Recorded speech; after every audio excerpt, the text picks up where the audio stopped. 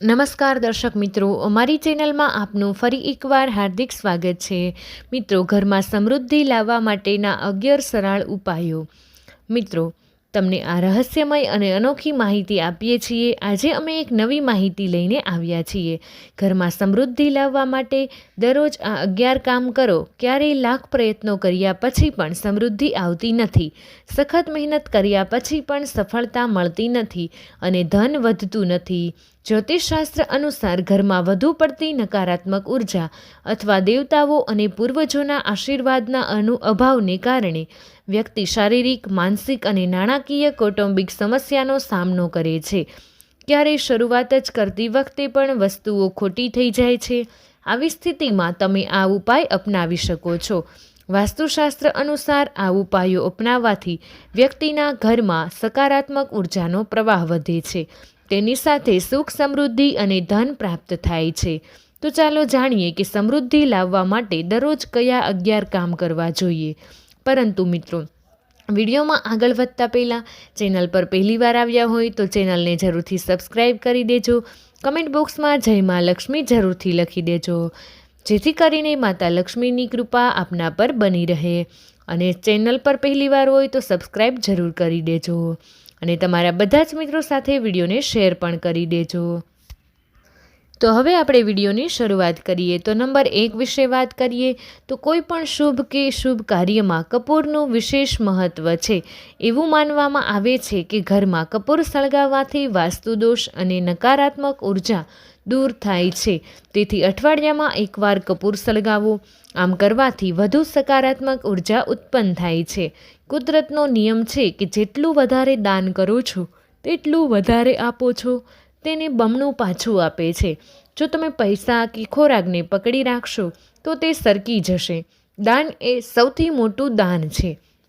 મિત્રો, હવે નંબર 2 વિશે વાત કરીએ તો બ્રહ્મ મુહૂર્ત દરમિયાન કે સાંજે ક્યારેય ઝાડુ ન કરો। સાવરણી એવી જગ્યાએ રાખો જ્યાં કોઈ મહેમાન કે બહારથી આવતો વ્યક્તિ તેને જોઈ ન શકે। સાવરણી પલંગ નીચે ન રાખો। ઘરને સ્વચ્છ અને સુંદર રાખો। ઘરના ચારેય ખૂણા સ્વચ્છ હોવા જોઈએ। ખાસ કરીને ઉત્તર પૂર્વ અને ઉત્તર અને પશ્ચિમ ખૂણા હંમેશા સ્વચ્છ રાખો અને શૌચાલય ખાલી અને સ્વચ્છ રાખો। તેને ક્યારેય ભીનું રાખવું આર્થિક પરિસ્થિતિ માટે સારું નથી। ઉપયોગ કર્યા પછી તેને કપડાથી સૂકવવાનો પ્રયાસ કરો। નંબર 3 વિશે વાત કરીએ તો સાંજની પ્રાર્થના દરમિયાન સરસવના તેલનો દીવો પ્રગટાવો। તેમાં 2 લવિંગ ઉમેરો। તમે દરરોજ પ્રવેશદ્વારની બંને બાજુ અથવા એક બાજુ આ દીવો પ્રગટાવી શકો છો। આમ કરવાથી દેવતાઓ અને પૂર્વજોના આશીર્વાદ મળે છે, જેનાથી ઘરમાં સુખ સમૃદ્ધિ આવે છે। જ્યારે પણ તમે ઘરે રોટલી બનાવો છો ત્યારે ગરમ કર્યા પછી તવા પર થોડું દૂધ છાંટો। એવું માનવામાં આવે છે કે આમ કરવાથી તમામ પ્રકારના દુષ્ટતા દૂર થઈ જાય છે। ઉપરાંત પહેલી રોટલી ગાયને ખવડાવો। આ રોટલીમાં લોટમાં ગોળ સાથે થોડો ખાંડ કે ઘી અથવા તો દરરોજ પક્ષીને ખવડાવવું પણ ખૂબ જ સારું માનવામાં આવે છે। કુંડલીના બધા જ દોષો દૂર કરવામાં મદદ કરે છે અને જીવનમાં પ્રગતિ, સુખ અને સમૃદ્ધિ પણ લાવે છે। જ્યોતિષશાસ્ત્ર અનુસાર સૂર્યાસ્ત સમયે અથવા પછી ઘરમાં ઝાડુ ન લગાવવું જોઈએ। એવું માનવામાં આવે છે કે આમ કરવાથી દેવી લક્ષ્મી ઘર છોડીને ચાલ્યા જાય છે, અલક્ષ્મી ત્યાં રહે છે અને ગરીબી તેની પાછળ પડી જાય છે। હંમેશા ભોજનની થાળીને સાદડી કે ટેબલ પર આદરપૂર્વક રાખો। ક્યારેય એક હાથે ભોજનની થાળી ન પકડો। આમ કરવાથી ખોરાક ભૂતની દુનિયામાં જાય છે। ખાધા પછી હાથ ન ધોશો। થાળીમાં બચેલો ખોરાક ક્યારેય ન છોડો। ખાધા પછી ક્યારેય રસોડાના સ્ટેન્ડ, પલંગ કે ટેબલ નીચે પ્લેટ ન રાખો। ખાધા પહેલાં ચોક્કસપણે દેવતાઓનું આહ્વાન કરો। ખાતી વખતે વાત ન કરવી જોઈએ, ગુસ્સો ન કરવો જોઈએ। ખોરાક હંમેશા પૂર્વ કે ઉત્તર તરફ મુખ કરીને ખાવું જોઈએ।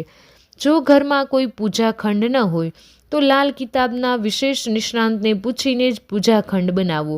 જો તેને બનાવવાની પરવાનગી આપે છે તો વાસ્તુશાસ્ત્રનો સંપર્ક કરો, પછી જ પૂજાખંડ બનાવો।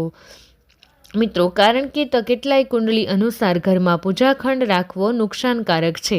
કોઈ પણ દેવતાની એક કરતાં વધુ મૂર્તિ કે ચિત્ર ન રાખો। પૂજાખંડ સિવાય ઘરના અન્ય કોઈ ભાગમાં કોઈ પણ દેવી દેવતાની મૂર્તિ કે ચિત્રો ન મૂકવા જોઈએ. કોઈ પણ દેવતા 2 ચિત્રો એવી રીતે ન મૂકો કે ચહેરા એકબીજાની સામે હોય. ક્યારેય નીચેના ખૂણામાં દેવતાઓના ચિત્રો ન મૂકો, નહીં તો કોર્ટ કેસોમાં ફસાઈ જવાનું જોખમ રહે છે. તિજોરીમાં પીળા કપડામાં હળદરના કેટલાય ગાંઠા બાંધી રાખો. તિજોરીમાં ચાંદી, તાંબા વગેરેના કેટલાય કોરી અને સિક્કા પણ રાખો. તમે ચોખાનો પાવડર પણ રાખી શકો છો, તેને તિજોરીમાં રાખી શકો છો. તમે તિજોરીમાં અત્તરની બોટલ, ચંદનની લાકડી અથવા ધૂપ લાકડીઓનું પેકેટ પણ રાખી શકો છો, જેથી સુગંધ રહે. દેવતાઓને ચડાવવામાં આવતા ફૂલ કે હલવો સુકાઈ ગયા પછી પણ ઘરમાં રાખવાનું શુભ માનવામાં આવે છે. હવે નંબર 6 વિશે વાત કરીએ તો દેવી લક્ષ્મી અને ભગવાન કુબેરના આશીર્વાદ મેળવવા માટે તમારા તિજોરી અથવા પર્સમાં 3 સિક્કા રાખો. તમે ઘરના મંદિરમાં લાલ રિબિનથી બાંધેલા 3 સિક્કા પણ લટકાવી શકો છો. આમ કરવાથી ભાગ્ય વધે છે અને બધી જ સમસ્યા દૂર થાય છે. વાસ્તુશાસ્ત્રમાં માછલીની ચાંદીની મૂર્તિ બનાવીને ઘરમાં રાખવી ખૂબ જ શુભ માનવામાં આવે છે. આનાથી સુખ, સમૃદ્ધિ, સંપત્તિ અને સારું સ્વાસ્થ્ય મળે છે. ઘરમાં માછલીની ચાંદીની મૂર્તિ રાખવાથી ઘરમાં શાંતિ અને ખુશી આવે છે. પીપળાના ઝાડમાં દેવતાઓનો વાસ છે. પીપળાના ઝાડને ફક્ત શનિવારે જ સ્પર્શ કરવો જોઈએ. શનિવારે પીપળાના ઝાડને સ્ટીલ અથવા ચાંદીના વાસણમાં કાળા તલ, કાચા દૂધ, ગંગાજળ, મધ, ગોળ અર્પણ કરો. સરસવના તેલનો દીવો પ્રગટાવો. જો તમે દર શનિવારે આ કરો છો તો ખરાબ નસીબ ધીમે ધીમે દૂર થશે. પીપળાના ઝાડના મૂળમાં તેલનો દીવો પ્રગટાવો. પછી ઘરે પાછા આવો અને પાછળ ફરીને ન જુઓ. આનાથી તમારી આર્થિક લાભની સાથે તમારા બધા જ ખરાબ કામ પણ પૂર્ણ થશે. વાસ્તુ અનુસાર ઘરની વસ્તુઓ રાખો. ઘરને દરરોજ સાફ અને શુદ્ધ કરો. દરરોજ હરિપૂજા કરો. ઘરની બહાર સ્વસ્તિક દોરો અને કુમકુમ અને હળદરથી ભરેલા દીવાથી આરતી કરો. આ સાથે દરરોજ સવાર અને સાંજ કપૂર પ્રગટાવવું જોઈએ. ઘરનું વાતાવરણ સુગંધિત બને છે. જે લોકો દરરોજ ઉંબરાની પૂજા કરે છે, ઉંબરાની આસપાસ ઘીના દીવા પ્રગટાવે છે, તેમના ઘરમાં દેવી લક્ષ્મીનો વાસ હંમેશા માટે રહે છે. સંગમકાળ દરમિયાન દુષ્ટ શક્તિઓના વર્ચસ્વને કારણે આ કાળ દરમિયાન મિત્રો આવા બાબતોનું પ્રતિબંધિત છે. સૂવું, ખાવું પીવું, ગાળો આપવી, ઝઘડો કરવો, ગુસ્સો કરવો, યાત્રા પર નીકળવું, પૈસા લેવા અથવા રડવું, વૈદિક મંત્રોના પાઠ કરવા. મિત્રો આ પાલન ન કરવાથી તમને ભગવાનના આશીર્વાદ મળતા નથી. તે જ સમયે વ્યક્તિ ઘણી મુશ્કેલીઓનો સામનો કરીને ઘરે જાય છે, જ્યાં દારૂનું સેવન, સ્ત્રીનું અપમાન, તામસિક ખોરાક અને અનૈતિક કાર્ય મહત્ત્વ આપવામાં આવે છે. ઘરની સ્ત્રીનો આદર કરો. દક્ષિણ તરફ પગ રાખીને સૂવું ન જોઈએ. જો તમારા શર્ટ કે પેન્ટના ખિસ્સા ફાટી ગયા હોય તો તેને રિપેર કરાવો અને તમારા પાકીટ કે પૈસા તમારા પેન્ટના પાછળના ખિસ્સામાં ન રાખવા જોઈએ. કોઈ પણ પ્રકારના નશામાં ન રહો. જૂઠું ન બોલવું જોઈએ. આવું કરવાથી આશીર્વાદ નષ્ટ થાય છે. તમારા દાંત સાફ રાખો, ચમકદાર રાખો. વારંવાર થૂંકવાની કે છીંકવાની કે ખાંસવાની આદતને બદલો. ગંદકી ન ફેલાવો. તમારા શરીરના બધા છિદ્રોને દિવસમાં 3 વખત સવાર, સાંજ, રાત્રે પાણીથી ધોઈ લો. અને મિત્રો તમે ઈચ્છો તો દિવાલ પર માછલીની જોડીનું ચિત્ર પણ બનાવી શકો છો. વાસ્તુ અનુસાર ઘરના ઉત્તર પૂર્વ ખૂણામાં 8 પાંખડીવાળા કમળ બનાવીને મંગળ કળશ સ્થાપિત કરવાથી ધન અને સમૃદ્ધિ મળે છે.